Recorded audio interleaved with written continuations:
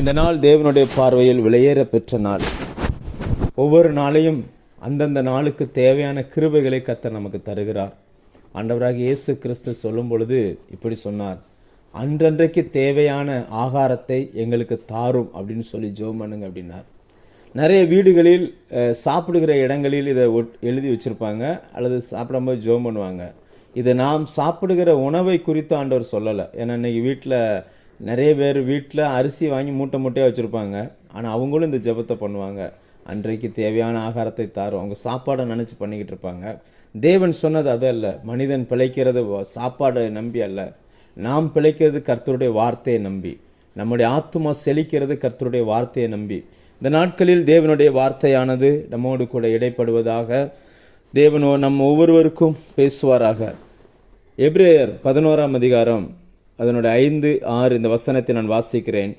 விசுவாசத்தினாலே ஏனோக்கு மரணத்தை காணாதபடி எடுத்துக்கொள்ளப்பட்டான். தேவன் அவனை எடுத்து கொண்டபடியினாலே அவன் காணப்படாமற் போனான். அவன் தேவனுக்கு பிரியமானவன் என்று அவன் எடுத்துக்கொள்ளப்படுவதற்கு முன்னமே சாட்சி பெற்றான். விசுவாசம் இல்லாமல் தேவனுக்கு பிரியமாயிருப்பது கூடாத காரியம். ஏனென்றால் தேவனிடத்தில் சேருகிறவன் அவர் உண்டென்றும் அவர் தம்மை தேடுகிறவர்களுக்கு பலன் அளிக்கிறவர் என்றும் விசுவாசிக்க வேண்டும். நாம் ஏனோக்கை குறித்து தொடர்ச்சியாக 2-3 காரியங்களை பார்த்து வந்திருக்கிறோம். ஏன் ஏனோக்கு படிக்கிறோம் என்றால், அவர் 300 வருடம் தேவனோடு சஞ்சரித்தவர். 300 என்பது தனி மனித வாழ்வில் உள்ள வெற்றியை அடையாளப்படுத்துகிறது. இன்றைக்கு நம்முடைய விசுவாச வாழ்க்கையில் ஒரு வெற்றியுள்ள வாழ்க்கை வாழ வேண்டுமானால் இவைகளை ஆண்டவர் எழுதி வைத்திருக்கிறார். இவைகளை நாம் கண்டுபிடித்து நம்முடைய வாழ்க்கையில் இவைகள் சரியாக இருக்குதா என்பதை நாம் பொருத்தி பார்க்க வேண்டும். அந்த ஒவ்வொரு காலகட்டத்திலும் தேவன் தம்முடையவர்களை எழுப்பிக் கொண்டே இருக்கிறார். இந்த சத்தத்தை கேட்கிற நம் ஒவ்வொருத்தருடைய தனிப்பட்ட வாழ்க்கையிலும் ஒரு வெற்றியுள்ள வாழ்க்கை கர்த்தர் தருவாராக. ஜெயம் கொள்ளுகிறவன் எல்லாவற்றையும் சுதந்திரித்து கொள்ளுவான். ஜெயம் கொள்ளுகிற அந்த ஒரு வாழ்க்கைக்கு தான் நாம் வாழ வேண்டும் என்று கர்த்தர் விரும்புகிறார்.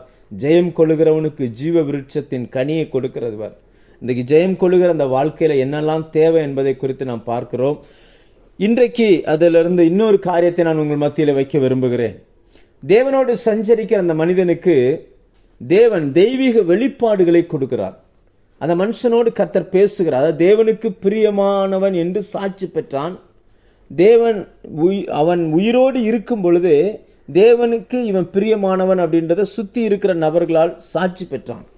அப்போ என்ன காரணம் அப்படின்னாச்சுன்னா, எப்படி அது நடக்குதுன்னா, தேவன் அந்த மனுஷனுக்கு தெய்வீகமான வெளிப்பாடுகளை கொடுக்கிறார்.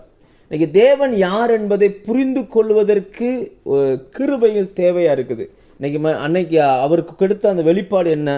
யூதாவில் அதை குறித்த வசனத்தை நம்ம வாசிக்கிறோம். யூதா 14-15 வாசித்தா, ஆதாமுக்கு 7ஆம் தலைமுறையான ஏனோக்கும் இவர்களை குறித்து இதோ எல்லாருக்கும் நியாய தீர்ப்பு கொடுக்கிறதற்கும் அவர்களில் அவபக்தி உள்ளவர்கள் யாவரும் அவபக்தியாய் செய்து வந்த சகல அவபக்தியான கிரியைகளின் நிமித்தமும் தமக்கு விரோதமாய் அவபக்தியுள்ள பாவிகள் பேசின கடின வார்த்தைகள் எல்லாவற்றின் நிமித்தமும் அவர்களை கண்டிக்கிறதற்கும் 1000 தமது பரிசுத்தவான்களோடு கூட கர்த்தர் வருகிறார் என்று முன்னறிவித்தான். ஏனோக்கை குறித்து சொல்லுகிறது. அந்த காலத்தில் எழுத்து இருந்துச்சா இல்லையான்னு தெரியல. எப்படி இந்த வார்த்தைகளை பேசினாரா, எழுதி வச்சாரா அப்படின்லாம் நமக்கு தெரியலை. ஆனால் பரிசுத்த ஆவியானவர் மூலம் நமக்கு இன்னைக்கு ஆண்டவர் பேசுகிறார். ஏனோக்கு வாழ்ந்த காலத்தில் ஏனோக்கை சுற்றி வாழ்ந்தவர்கள் அவபக்தி உள்ள ஒரு வாழ்க்கை வாழ்ந்திருக்கிறார்கள். அவர்களுக்கு நடுவில் ஏனோக்குக்கு கர்த்தர் இந்த வெளிப்பாடை கொடுத்திருக்கிறார். நாம் வாழ்கிற வாழ்க்கையானது இந்த பூமியோடு முடிய போறது இல்லை. நாம் தேவ சமூகத்துக்கு போக வேண்டும். கர்த்தர் இந்த பூமிக்கு வரப்போகிறார். நாம் வாழுகிற இந்த வாழ்க்கை குறித்து நியாய தீர்ப்பு கொடுக்க போகிறார். இந்த உலகத்தை அழிக்க போகிறார். புதிய உலகத்துக்கு நம்ம கொண்டு போக போகிறார். இந்த வெளிப்பாடுகள் எல்லாம் வேதத்தில் முதல்ல யாரு தேவனிடத்திலிருந்து வாங்கினதுன்னு பார்த்தீங்கன்னா, இந்த ஏனோக்கு தான் வாங்கியிருக்கிறார். அப்போ அதுலேருந்து நம்ம என்ன புரிஞ்சுக்கிறோம் அப்படின்னா, தேவனோடு நடக்கிற மனுஷனுக்கு கர்த்தர் வெளிப்பாடுகளை கொடுக்கிறார். தேவனோடு நடக்கிறவர்களுக்கு தேவன் யார் என்பதை காட்டுகிறார். அவர் தன்னுடைய கிரியையை தன்னுடைய ஊழியர்களுக்கு வெளிப்படுத்துகிறார். இந்த நாட்களில் கர்த்தர் நமக்கு அதாவது நமக்கு உலகத்தை பற்றி வெளிப்படுத்தாட்டாலும் பரவாயில்ல, நம்ம வீட்டை பற்றி நம்ம குடும்பத்தை பற்றி நமக்கு கர்த்தர் வெளிப்படுத்தி இருக்கணும். நம்மளை சுற்றி இருக்கிற ஜனங்களுக்கு எப்படி தேவனை வெளிப்படுத்துவது என்கிற அந்த நாலேஜை கர்த்தர் நமக்குள்ளே வந்திருக்கணும். அது அன்னைக்கு இருந்தவர்கள் எப்படி இருந்தாங்கன்னா அவபக்தியாக இருந்தாங்களாம். அப்படின்னா அர்த்தம் என்ன? ஆங்கில மொழிபெயர்ப்பில் எப்படி போட்டிருப்பாங்கன்னா அன்காட்லி அப்படின்னு போட்டிருப்பாங்க. அதாவது தேவனற்றவர்களைப் போல செயல்பட்டார்கள். எல்லாமே நானே செஞ்சுக்கிடுவேன், கர்த்தர் நமக்கு சும்மா அப்படி இருந்தால் போதும், பேர் மட்டும் இருந்தால் போதும். சில குடும்பங்களில் நாம் பார்க்கிறோம், என்ன செய்வாங்கன்னா கணவனுடைய அதிகாரத்தை மனைவி கையில் எடுத்துக்கிடுவாங்க. பேருக்கு தான் அவர் அங்கே கணவனாக இருப்பார், ஆனால் எல்லா அதிகாரமும் இந்த அம்மா பண்ணிகிட்டு இருக்கும். சில வீடுகளில் பார்த்தீங்கன்னா பேருக்கு தான் பெற்றோர், இன்சியல் போடுறதுக்கு தான். பிள்ளைகள் பெற்றோருடைய பேச்சை கேட்குறதே இல்லை, பெற்றோருக்கும் இவங்களுக்கு சம்மந்தமே இல்லை. ஆனால் பெற்றோருடைய சொத்து வேணும், பெற்றோருடைய பணம் வேணும், பெற்றோருடைய பெயருக்கு இருக்கக்கூடிய அந்த மரியாதை வேணும், ஆனால் பெற்றோர் வேண்டாம். இப்படி நடந்துக்கிடுவாங்க இல்லையா? அதே போல் அவர்கள் இருந்தார்களாம். அப்படின்னா அர்த்தம் என்ன அப்படின்னாச்சுன்னா, தேவன் யார் என்கிற அந்த உணர்வும் எண்ணமும் அன்னைக்கு இருந்த மனிதர்கள்ட்ட இல்லை. இன்னைக்கு நம்ம யாருக்கு பிரியமாக இருக்க விரும்புகிறோம்? இப்படி ஒரு கேள்வியை கேட்டால் நம்முடைய பதில் என்னவா இருக்கும்? தேவனற்ற ஜனங்களைப் போல. அப்படின்னா இன்னும் நமக்கு புரிகிற மாதிரி சொன்னால், அவர் சொல்லுகிறது வேற ஒரு தளத்தில் இருக்குது, நாம் கேட்கறது இன்னொரு தளத்தில் இருக்குது. தேவனை நாம் புரிந்து கொள்வதற்கு அவரோடு கூட பழகணும், அவரோடு கூட நடக்கணும். அப்படி நடந்தால் மட்டும்தான் தேவனுக்கு பிரியமுள்ள ஒரு வாழ்க்கையை நம்மளால் வாழ முடியும். தேவன் அந்த ஏனோக்கு கொடுத்திருந்த அந்த வெளிப்பாடுகளில் ஒன்று என்னன்னா, நம்மளை சுற்றி இருக்கிற ஏனோக்கை சுற்றி இருக்கிற அந்த ஜனங்கள் அவபக்தியாய் நடந்தார்களாம், அவபக்தியாக பேசினாங்க. அந்த வசனம் சொல்லுகிறது பாருங்க, அவபக்தியுள்ள நடக்கை, அவபக்தியாய் செய்து வருகிற கிரியை, அவபக்தியுள்ள பாவிகள் பேசின கடின வார்த்தை. எப்படி பட்ட 3 காரியங்கள் எல்லாம் அவபக்தின்னு வருது. யோசிச்சு பாருங்க, தேவனை பிரியப்படுத்துகிறதா மனுஷனை பிரியப்படுத்துகிறதா? நாம் வாழுகிற இந்த வாழ்க்கையில் நமக்கு இருக்கக்கூடிய பெரிய சவால் என்ன தெரியுமா? நம்ம கூட கர்த்தர் இருப்பார், அவர் நம்மகிட்ட சில காரியங்களை பேசுவார், ஆனால் நாம் அதை சரியாக புரிஞ்சுக்கிறதே கிடையாது. நம்ம என்ன சொல்லுவோம்னா, என்னை யாருமே புரிஞ்சுக்கிட மாட்டுறாங்க. முதல்ல நீங்கள் கர்த்தரை புரிஞ்சுக்கோங்க, மீது எல்லாம் உங்களை சுற்றி இருக்கிற எல்லாரும் உங்களை கரெக்டாக புரிஞ்சுக்கிடுவாங்க. நம்ம தேவனோடு சரியான ஒரு கனெக்ஷனில் இருந்தோமே ஆனால் நம்மை சுற்றி இருக்கிற எல்லாமே சரியாகும். கர்த்தர் எல்லாவற்றையும் சரிப்படுத்துவார். ஒரு உதாரணத்துக்கு நாம் விளங்கி கொள்வதற்காக ஒரு உதாரணத்துக்கு சொல்கிறேன். நீங்கள் ஆதியாகமம் 28ஆம் அதிகாரம் எடுத்து அதனுடைய 11ஆம் வசனத்திலேருந்து வாசிச்சிங்கன்னா 15ஆவது வசனம் வரைக்கும் கர்த்தர் பேசுகிற வார்த்தை இருக்கும். அந்த யாக்கோபுகிட்ட சொல்வார், நீ படுத்திருக்கிற பூமியை நான் உனக்கு தருவேன், நீ கிழக்கையும் மேற்கையும் வடக்கையும் தெற்கையும் இடங்கொண்டு பெருகுவாய், பூமியின் தூளை போல உன் சந்ததி இருக்கும், நான் உன் கூட இருப்பேன், இப்படிலாம் வாக்கு பண்ணுவார். ஆனால் இவ்வளத்தையும் கேட்டுட்டு அவர் பண்ணுற ஜெபம் எப்படி தெரியுமா இருக்கும்? 20ஆம் வசனம் வாசிச்சு பாருங்க. அவர் சொல்லுவார், ஆண்டவரே நான் எனக்கு நீங்கள் உண்ண உணவும் உடுக்க வஸ்திரமும் கொடுங்க அப்படிம்பார். தேவன் சொல்கிறது என்னன்னா, பூமியை உனக்கு தருவேன். ஊழியம் செய்கிற தேவ பிள்ளைகளுக்கு, தேவனுடைய ஊழியக்காரனாக இருந்து நான் சொல்கிறேன், உங்களுக்கு கர்த்தர் கொடுத்த வாக்கு தத்துவம் உங்கள் கற்பனைக்கு எட்டாதது. ஆனால் அந்த வாக்கு தத்துவத்தை உங்கள் தேவைக்கு நீங்கள் சுருக்குறீங்க. ஆண்டவர் சொன்னது, பூமியை தருவேன், கிழக்கையும் மேற்கையும் வடக்கையும் தெற்கையும் இடங்கொண்டு பெருகுவாய், பூமியின் தூளை போல இருக்கும் உன் சந்ததி, அப்படி இருக்கும்டா அப்படின்னார். ஆனால் இவர் என்ன சொல்கிறார் அப்படின்னா, எனக்கு சாப்பாடு தருவீங்களா, எனக்கு ட்ரெஸ்ஸு தருவீங்களா, எனக்கு எங்கள் மாமா வீட்டுக்கு மட்டும் என்னை கூப்பிட்டு போயிடுவீங்களா, நான் என்னை மட்டும் இதெல்லாம் இருக்குது, இதெல்லாம் குழந்தைத்தனமானது. ஆனால் என்ன பிரச்சனைனா, அந்த குழந்தைத்தனமான ஜெபத்தை தான் 30 வருஷம் விசுவாசி பண்ணிக்கிட்டு இருக்கிறான். ஆரம்பம் அப்படி இருக்க தப்பு இல்லை, ஆனால் அதுலேயே இருக்கிறது பெரிய தப்பு. அதை தான் வேதம் சொல்லுகிறது அவபக்தி அப்படின்றது.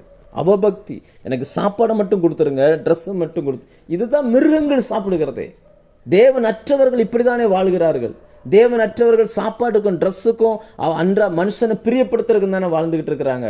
அவனுக்கும் நமக்குமான அந்த வித்தியாசம் என்ன? நாம் தேவனோடு நடக்கிறவர்கள், தேவன் நம்மோடு பேசுகிற ஒரு தெய்வம். நம்மளை சுற்றி இருந்து நம்ம என்ன செய்யணும், எங்கே போகணும், யாரை பார்க்கணும், நம்முடைய சிந்தை தேவ சிந்தையாய் மாற வேண்டும். தேவனுடைய அந்த தரிசனத்தோடு நம்ம இணையணும், தேவனுடைய திட்டத்தோடு இணையணும். தேவனுடைய திட்டத்தோடு இணையாத வரைக்கும் சாப்பாட்டுக்கும் ட்ரெஸ்ஸுக்கும் மனுஷனுக்கும் தான் நம்ம வாழ்ந்துகிட்டே இருக்கிறோம். பாருங்க, கர்த்தர் அழைத்த அந்த அழைப்பு என்ன, இந்த மனுஷன் பண்ண காரியம் என்ன? ஆண்டவர் இங்கே நம்ம வேதத்தில் வாசித்தோம். ஏனோக்க சொல்லும் பொழுது சொல்லுகிறார், தேவனுக்கு பிரியமானவனாய் வாழ்ந்தான். அவர் தன்னுடைய காரியங்களை பேசுகிறார். இப்போ உங்களை சுற்றி நிறைய ஃப்ரெண்ட்ஸ் வட்டாரங்கள் இருக்கலாம். எல்லாரும் இருந்தாலும் உங்களுக்கு ரொம்ப பிடிச்ச ஒரு நபர் இருப்பார். எந்த காரியத்தையும் அவர்கிட்ட மனம் திறந்து பேசுகிறவங்கல்ல. அவர் அப்போ சிலர்லாம் சொல்லுவாங்க, இவனை பற்றி தெரியணுமா, அவன்கிட்ட கேளுப்பா, அவன்கிட்ட கேளு, அவன் எல்லாத்தையும் சொல்லிடுவான். ஏன்னா இந்த 2 பேரும் மனம் திறந்து பேசுவாங்க, இடையில ஒளிவு மறைவே கிடையாது அப்படின்ற மாதிரி. ஏனோக்கு தேவனிடத்தில் எல்லா காரியத்தையும் சொல்கிறதுனால தேவனும் ஏனோக்கு இடத்தில் எல்லா காரியத்தையும் சொல்லுகிறான். ஆனால் அன்னைக்கு அவர் ஏனோக்கை சுற்றி இருந்த அந்த கூட்டம் எப்படிப்பட்ட கூட்டம் பாருங்கள். இது வெறும் வருகிறார், ஆதாமும் வருகிறார். அவரை குறித்தும் வேதம் சொல்லுகிறது அவபக்தி உள்ள கூட்டம் அப்படின்றார். அவங்க செயல் அவபக்தியாக இருக்குது, நடக்கை அவபக்தியாக இருக்குது, பேச்சு அவபக்தியாக இருக்குது, அன்காட்லி, தேவன் இல்லாத மனுஷனுடைய வாழ்க்கையை போல் அவர்கள் நடந்து கொள்ளுகிறார்கள். நீங்கள் யோசிச்சு பாருங்கள் எப்படி இருக்கும். இன்றைக்கி நிறைய நேரங்களில் பார்த்தீங்கன்னு சொல்லியாச்சுன்னா நமக்கும், அதாவது தேவனோடு நடக்கிறவனுக்கும் தேவன் இல்லை என்று சொல்லுகிற மனுஷனுக்கும் வித்தியாசமே இல்லை. அப்படி தான் நம்ம நடந்து போய்கிட்டு இருக்கிறோம். அப்படி தான் நம்முடைய வாழ்க்கை போய்கிட்டு இருக்கிறது. தேவன் விசுவாசம் இல்லாமல் தேவனுக்கு பிரியமாக இருப்பது கூடாத காரியம். ஏன்னா தேவனிடத்தில் சேருகிறவன் அவர் உண்டு என்று விசுவாசிக்க வேண்டும். யோசிச்சு பாருங்க, பூமியை உலகத்தை தர்றன்றார். உலகத்தை தருவேன்னு சொன்னால் அந்த வாக்கு தத்தத்தை சுதந்திரிப்பதற்கு சாப்பாடும் ட்ரெஸ்ஸும் அவரே தருவார். ஆனால் அந்த அந்த அந்த ஞானம், அந்த வெளிப்பாடு நமக்கு இன்னைக்கு தேவை. ஆண்டவர் அவருக்கு தெய்வீக வெளிப்பாடுகளை கொடுத்து வச்சிருந்தார். அதனால தான் அவரால் சொல்ல முடிஞ்சிச்சு. நீங்கள் எத்தனை பேர் நியாய தீர்ப்பு நம்ம நம்புகிறோம்? கர்த்தருடைய நியாய தீர்ப்பு இருக்குது. ஆண்டவர் இந்த பூமியை புது பூமியும் புதிய வானமும் புதிய பூமியும் உள்ள ஒரு வாழ்க்கைக்கு என்னை ஆயத்தப்படுத்தி கொண்டிருக்கிறார் அப்படின்னு சொல்லி நம்ம எத்தனை பேர் நம்புகிறோம்? நிறைய நேரங்களில் நம்ம அதை பார்க்கிறதே இல்லை. பொதுவாக இந்த பூமியில் வாத்துக்களின் சத்தம் அல்லது பூமியில் இருக்கக்கூடிய பறவைகளின் சத்தத்தை நம்ம பார்க்க முடியும். அதே பறவை இனத்தில் ஒன்று தான் கழுகு. கழுகின் சத்தம் யாராவது கேட்டிருப்பாங்களா? கழுகினுடைய வாய்ஸ் யாராவது கேட்க முடியுமா? கழுகினுடைய சத்தம் எப்படி இருக்குன்னா, கழுகு பறவை இனத்தில் இருந்தாலுமே அது எல்லா பறவையோடு இருக்காது. அது எப்போவுமே உயரத்தில் பறக்கும். விசுவாசியை கர்த்தர் கழுகோடு கனெக்ட் பண்ணார். அதாவது நம்ம பறவை இனத்தில் இருக்கலாம், அதாவது மனிதர்களோடு மனிதனாக நம்ம இருக்கலாம், ஆனால் நம்ம சத்தம் இந்த பூமியில் இல்லை, கர்த்தருக்கு கேட்கணும், உன்னதத்துக்கு கேட்கணும். இந்த பூமியோட மனுஷன் பேசுகிற சத்தத்தோடு சத்தமாய் நாம் இருக்கக்கூடாது. அப்போ தேவனை பிரியப்படுத்தி நம்ம வாழுகிறோமா, மனுஷனை பிரியப்படுத்தி வாழுகிறோமா? தேவன் உங்களுக்கு வெளிப்பாடுகளை தருகிறாரா? அவங்க பிள்ளைகளை குறித்து என்ன சொல்லுகிறார்? வேதத்தில் உலகம் அழிய போகுது அல்லது அந்த வெளிப்பாடு முதல்ல நோவாவுக்கு கிடைக்கல. அந்த வெளிப்பாடு தேவன் முதலாவது சொன்னது ஏனோக்குக்கு. ஏனோக்குனுடைய மகன் பிறந்த அவனை பேர் வைக்கும் பொழுது அவனுக்கு மெத்துசலா அப்படின்னு வச்சார். மெத்துசலா அப்படின்னா இவனுடைய மரணம் இந்த உலகத்துக்கு முடிவை கொண்டு வருகிறது. அப்போ தேவன் அந்த வெளிப்பாடை கொடுத்தார். அந்த வெளிப்பாடை கொடுத்து அந்த வெளிப்பாட்டில் அந்த பையனுக்கு அந்த பேர் வைக்க சொன்ன உடனே டக்குன்னு இவருக்கு புரிஞ்சிருச்சு, ஒரு கர்த்தர் வரப்போகிறார். ஆண்டவர் சொன்ன அந்த வெளிப்பாடை பாருங்கள். ஆண்டவர் அந்த ஏனோக்குக்கு சொன்ன வெளிப்பாடு இன்னும் நிறைவேறலைங்க. நம்ம காலத்துக்கு அப்புறம் இன்னும் கர்த்தர் 1000-10,000 தேவதூதர்களோடு வருகிறாருன்னு சொன்னது இன்னும் நிறைவேறல. எத்தனை காலங்கள் தாண்டுகிற ஒரு விஷயத்தை கர்த்தர் ஏனோக்குக்கு பேசியிருக்கிறார். நம்ம என்னடானா, ஆண்டவர் என்கிட்ட பேசவே மாட்டுறாரு, என் பிள்ளையை பற்றி பேச மாட்டுறாரு, மருமகளை பற்றி பேச மாட்டுறாரு, அது பேசவே மாட்டுறாரு. எப்படி பேசுவார்? எப்படி பேசுவார்? தேவன் எழுதி வேதத்தின் மகத்துவத்தை எழுதி அவருடைய எல்லாத்தையும் எழுதி கையில் கொடுத்துட்டாரு. நாம் இதை படித்தா இதுக்குள்ளே எல்லாமே இருக்குது. ஆனால் நம்ம என்ன, இது வேண்டாண்டவர், இது ஒரு ஓரமாக இருக்கட்டும், இன்னும் வேற, அதாவது கடவுளற்ற பிள்ளைகளைப் போல நாம் இந்த நாட்களில் நடந்து கொண்டு இருக்கிறோமா? நாமே கொஞ்சம் யோசித்து பார்ப்போம். நம்ம பக்தி எப்படி இருக்கிறது? நம்ம விட்டு வந்த மார்க்கத்தில் உள்ளது போல் நம்ம நடக்கக்கூடாது. நான் இயேசுவை அறியாத ஒரு மார்க்கத்தில் இருந்து வந்தவன், ஒரு இந்து மார்க்கத்தை சேர்ந்தவன்.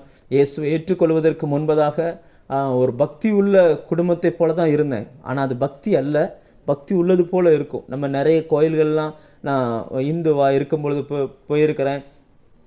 எல்லோரும் வெளியில் உட்காருவாங்க, பேசுவாங்க, சிரிப்பாங்க, விளையாடுவாங்க, எல்லாம் நடந்துக்கிட்டே இருக்கும்.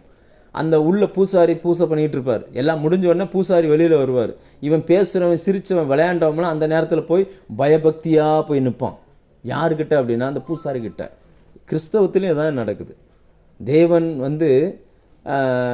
எல்லாரோடும் பேச விரும்புகிறார், எல்லார்கிட்டையும் தன்னுடைய வெளிப்பாடுகளை சொல்ல விரும்புகிறார், எல்லாரோடும் தனிப்பட்ட விதத்தில் கர்த்தரோடு இருக்கணும்னு நினைக்கிறாங்க. அவங்கவுங்க இஷ்டப்படியெல்லாம் செய்வாங்க. எல்லாத்தையும் செஞ்சுட்டு கடைசியாக ஊழியக்காரன்ட்ட நிற்கும் போது பவ்யமாக நிற்பாங்க. எனக்காக ஜெபம் பண்ணுங்க பிரதர், என் தலையில் கையை வைங்க பிரதர், எனக்கு நீங்கள் எதையாவது ஒன்று சொல்லுங்கள் பிரதர். இது எப்படி இருக்குன்னா தேவனற்ற பிள்ளைகளைப் போல இருக்குது. கர்த்தரோடு தனிப்பட்ட உறவு வேணும். அன்னைக்கு எந்த ஆசாரியனும் கிடையாது. ஏனோக்குக்கு கர்த்தருடைய வார்த்தையை சொல்லிக் கொடுப்பதற்கு எந்த ஆசாரியனும் கிடையாது. அவனுக்கு கர்த்தர் கொடுத்திருந்த அந்த விசுவாசம் இருக்கு பாருங்க, அந்த விசுவாசம் தான் தேவனோடு அவரை நடக்க பண்ணினது.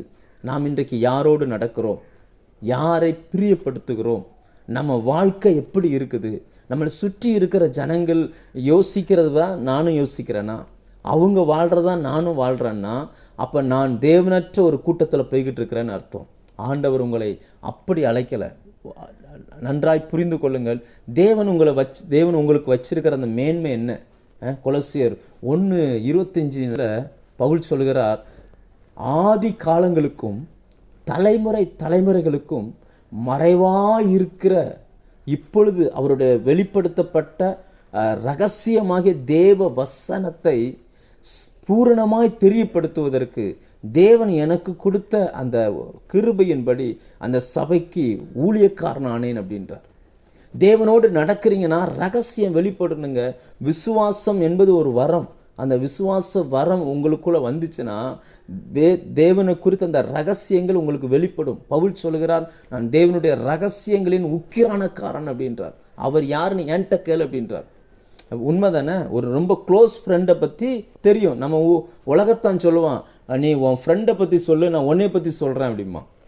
இன்னைக்கு தேவன் உங்களுக்கு நண்பர் என்றால் தேவனை குறித்த ரகசியங்கள் உங்களுக்கு தெரிந்திருக்கணும். அவர் உங்களை குறித்து பேசுவார், உங்கள் பிள்ளைகளை குறித்து பேசுவார், உங்கள் மனைவியை குறித்து பேசுவார், உங்களுடைய தொழிலை குறித்து பேசுவார். ஆனால் அது நமக்கு தெரிஞ்சிருக்கணும். உன் மனைவி இப்படி இருப்பா, உன் பிள்ளை இப்படி இருக்கும், இதெல்லாம் நமக்கு தெரிஞ்சிருக்கணும்.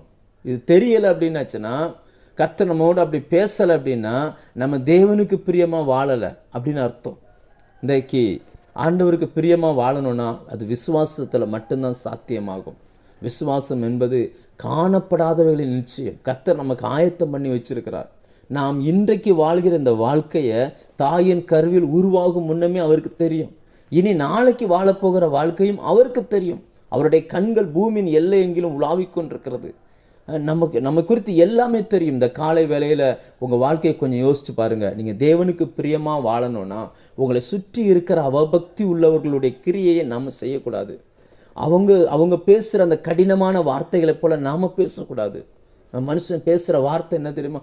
ஆண்டவர் என்னை ஏன் இப்படி சோதிக்கிறாருன்னே தெரியலை அப்படின்றான். டக்குன்னு கர்த்தர் கொஞ்சம் கூட இரக்கம் காட்ட மாட்டாருன்றான். இது கொடுமை என்னன்னா, ஊழியக்காரன் பேசுகிறான். நான் இதை விட கடினமான வார்த்தை வேற ஒன்றுமே கிடையாது. தேவன் என்னை ஏன் இப்படி சோதிக்கிறாருன்னு தெரியல அப்படின்றான். அப்படின்னா அர்த்தம் என்ன? தேவனால் அழைக்கப்பட்ட அபிஷேகம் பண்ணப்பட்ட ஆண்டவர் உன்னை இதுக்கு அழைச்சாரு. தேவன், அதாவது யாக்கோபு ஆண்டவர் கூப்பிடும்போது நீ படுத்திருக்கிற பூமி உனக்கு தர்றேன் அப்படின்னாரு. ஆனால் அந்த யாக்கோபுடைய ஜெபம் எப்படி இருந்துச்சு? ஆண்டவர் எனக்கு சோறு தாங்க, ஆண்டவர் எனக்கு ட்ரெஸ்ஸு தாங்க, என்னை காப்பாற்றுங்க. எவ்வளோ கேவலம்! இப்படி இதற்கு நம்ம எவ்வளோ பெரிய தேவன் எவ்வளோ சுருக்குறாங்க பாருங்க. நான் உங்களுக்கு சொல்ல விரும்புகிற சத்தியம் என்னவென்றால், தேவனை மட்டுப்படுத்தாதிருங்கள். தேவனோடு மனம் திறந்து பேசுங்கள். நீங்கள் அவரோடு சேர்ந்தால் அவர் உங்களோடு சேருவார். இந்த காலை வேளையில் உங்களோடு பேச அவர் விருப்பமாக இருக்கிறார். நீங்கள் எந்த இடத்துல இருந்தாலும் உங்களுக்கு வலது பக்கத்தில் ஆண்டவர் சொல்லுகிறது போல் நான் நிழலாக இருக்கிறார். அவருடைய மூச்சு காற்று உங்கள் மேலே பட்டுக்கிட்டு இருக்குது. இந்த நாள் முழுக்க அந்த பிரசன்னத்திலே வாழுங்க. உங்களை சுற்றி இருக்கிறவங்க பேசுகிறது போல் நீங்கள் பேசாதீங்க. உங்கள் வாய்க்கு காவல் வைங்க, ஆண்டவரேன்னு கேளுங்க. நம்ம நாவு இருக்குது பார்த்தீங்களா, பரத்திலிருந்து வல்லமையை இந்த பூமிக்கு கொண்டு வரக்கூடிய அப்படிப்பட்ட வல்லமையை உங்கள் நாவில் வச்சிருக்கிறார். அந்த நாக்கை நீங்கள் தேவையில்லாமல் உலக காரியங்களுக்கு பயன்படுத்தாதீங்க. நீங்கள் சொல்லுகிற வார்த்தை உங்களை சுற்றி இருக்கிறவங்களுடைய வாழ்க்கையை மாற்றும். நீங்கள் சொல்லுகிற வார்த்தை உங்களை சுற்றி இருக்கிற சூழ்நிலைகளை டோட்டல் அப்படி மாற்றிடும். நீங்கள் புரிந்து கொள்ளுங்கள், தேவன் யார் என்பதை புரிந்து கொள்ளுங்கள். ஏன் தனி மனித வாழ்க்கையில் வெற்றி வேணும் அப்படின்னா உங்களோடு பயணப்படுகிற கர்த்தர் யார் என்பது உங்களுக்கு தெரிஞ்சிருக்கணும். இந்த வார்த்தை சரியானு எனக்கு தெரியல, ஆனால் கர்த்தரோடு தான் நம்ம நடந்துக்கிட்டு இருக்கிறோம். நீங்கள் எங்கே போனாலும் கர்த்தர் உங்களோடு கூட இருப்பார். அதில் மாற்றுக்கிறதே கிடையாது. ஆனால் அவருக்கு பிரியமாக மட்டும் நீங்கள் வாழ்ந்து கொள்ளுங்கள். அவருக்கு பிரியமாக நீங்கள் வாழணும் அப்படின்னா விசுவாசம் இல்லாமல் அது சாத்தியமில்லை. தேவனிடத்தில் சேரணும்னா அவர் உண்டுன்னு ஃபஸ்ட்டு விசுவாசிக்கணும். அன்காட்லி மேன் போல் நம்ம வாழக்கூடாது. அதே போல் நம்ம தேவனை பிரியப்படுத்துறதை விட்டுட்டு எந்த மனுஷனையும் பிரியப்படுத்திடாதீங்க. கர்த்தருக்கு ஒரு காரியம் வேண்டான்னு சொல்லிட்டாருன்னா வேண்டாம் தான். அவர் கருப்புனா கருப்பு தான், வெள்ளைன்னா வெள்ளை தான், மாற்றுக்கிறதே கிடையாது. ஒரு முறை ஒரு சண்டே ஸ்கூல் நடத்திக்கிட்டு இருந்த ஒரு ஸ்கூலில் அந்த டீச்சர் ஒரு கேள்வி கேட்டாங்க ஒரு பையன்கிட்ட. அவன் ரொம்ப பக்தியாக பதில் சொன்னதானே அவனை பார்த்து இந்த கொஞ்சம் படித்தவங்களுக்கே ஒரு அறிவு உண்டு. அவங்க அப்படி கேட்டாங்க, யோனாவை மீன் விழுங்கிருச்சு நீ நம்புறியா அப்படின்னு கேட்டாங்க. அந்த பையன் சொன்னான், ஆமாம் நான் நம்புகிறேன் அப்படின்னா. சிரிச்சுக்கிட்டே சொன்னாங்களாம், பரலோகத்துக்கு போவேன், யோனா அங்கே இருப்பார், நான் யோனாட்ட கேட்பேன் அப்படின்ட்டு இருக்கான். உடனே அந்த டீச்சர் சொல்லியிருக்காங்க, யோனா பரலோகத்தில் இல்லைன்னா அப்படின்னு கேட்ட உடனே அந்த பையன் சொல்லியிருக்கிறான், அப்போது யோனா பரலோகத்தில்னா நரகத்தில் இருப்பார்ல, நீங்கள் நரகத்துக்கு போவீங்கல்ல, அங்கே போய் நீங்கள் கேட்டுக்கோங்க அப்படின்ட்டு இருக்கான். அந்த டீச்சருக்கு ஒரு மாதிரி ஆயிடுச்சு. அப்போ அந்த பையன் சொன்ன பதில் என்னன்னா, மீன் யோனாவை விழுங்கிருச்சின்னு சொன்னாலும் சரி, இல்லை யோனா மீனை விழுங்கிருச்சின்னு சொன்னாலும் சரி, வேதம் என்ன சொல்லுதோ அது உண்மை, அதை நான் நம்புகிறேன், அதை மாற்று கருத்து இல்லை அப்படின்ட்டு. அதை தான் நான் உங்களுக்கு சொல்கிறேன், கர்த்தர் உங்களுக்கு என்ன சொல்லுகிறாரோ அது உண்மை. இந்த உலகம் அழிய போகுது, அதில் உண்மை. கண்களால் பார்க்கிறவைகள் உண்மை அல்ல, கண்ணால் பார்க்காதவைகள் உண்மை. அப்படிப்பட்ட அந்த சத்தியத்தை விசுவாசிக்கும்படியாக நாம் அழைக்கப்பட்டிருக்கிறோம். காண்கிற உலகத்தோடு சேர்ந்து கொள்ளாமல் கண்களால் காண முடியாத தேவ வல்லமையோடு நாம் சேர்ந்து கொள்வோம். கர்த்தருக்கு பிரியமான வாழ்க்கை வாழ்வதற்கு நமக்கு அவர் உதவி செய்வார்.